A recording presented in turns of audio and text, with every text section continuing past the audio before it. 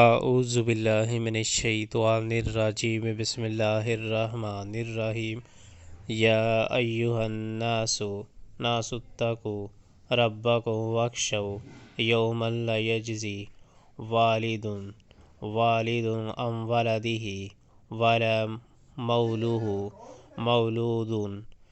هو جاز عن والدہ شیئا ان وعد اللہ حق فلا تغرنکم الحیاۃ الدنیا ولا یغرنکم باللہ الغرور۔ لوگو بچو اپنے رب کے غضب سے اور ڈرو اس دن سے جب کہ کوئی باپ